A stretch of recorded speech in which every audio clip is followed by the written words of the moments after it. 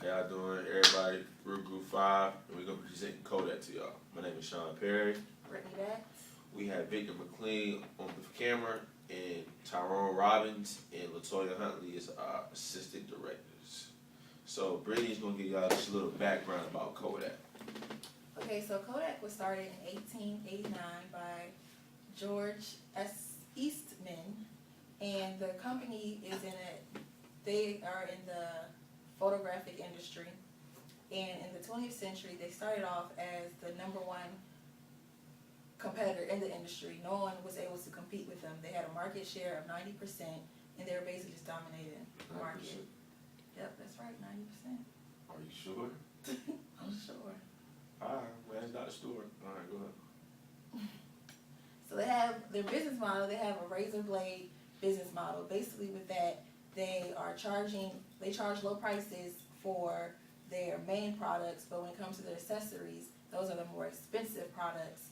So that's basically they're generating a higher revenue. Well, that's how they wanted to generate a higher revenue off their accessories. And some of Kodak's competitors, we have Canon, Sony, HP, Lexmark, and Fujifilm.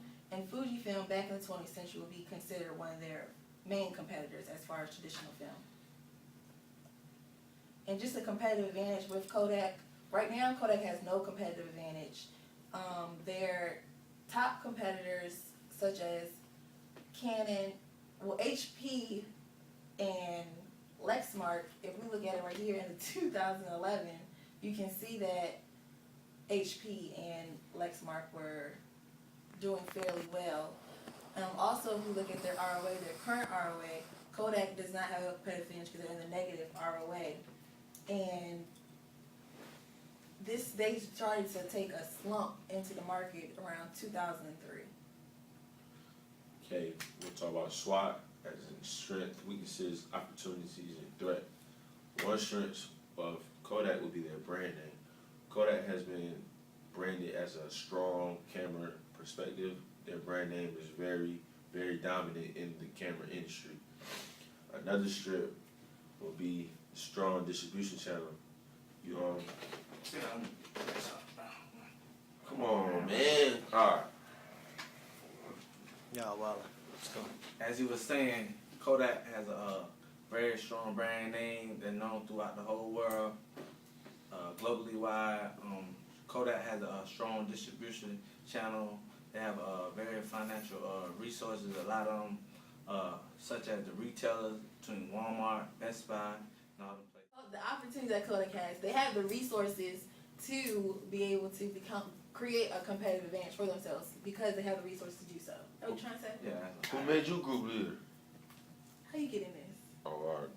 And some of the weaknesses for Kodak, little commitment to change the business units. Their culture, they need to change their culture. They're stuck in the same way, and they need to be different. So you want to talk about the threats? Yeah, you can get the threats. I got the threats. Well, basically, some of the threats are the other alternatives out there. Kodak now, with the way technology has changed the era, you now can take a picture if you have a camera phone, you can take a picture right then and there and upload it, compared to with Kodak, you have to get the camera and upload it. Now you don't even have to do all that because there's so many other things out there, such as camera phones. Alright, we're going to talk about the Porter's File Forces. They're a rivalry among competitors, meaning you can do new technology.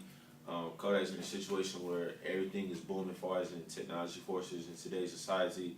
Everything is the latest gadget, the latest technology. So that's a rivalry among competitors. Threats to new entrants, there are low barriers to entry. Anybody in the industry can basically come into the film industry. Threat of substitution, of course, as Brittany said, the latest cell phones, online photo sites. Basically, as a consumer, it's so easier and convenient to have your cell phone and pull a picture out. 9 times out of 10, everybody takes pictures either off their cell phone or PDA device. You have the iPads, iPhones, etc. Bargaining power supplies, meaning the primary materials, and then bargaining power of buyers, which is wholesalers, and individuals have plenty choices to choose from. Alternatives, Key strategic issue. Key strategic issue to Kodak would be adaptation to change, meaning culture.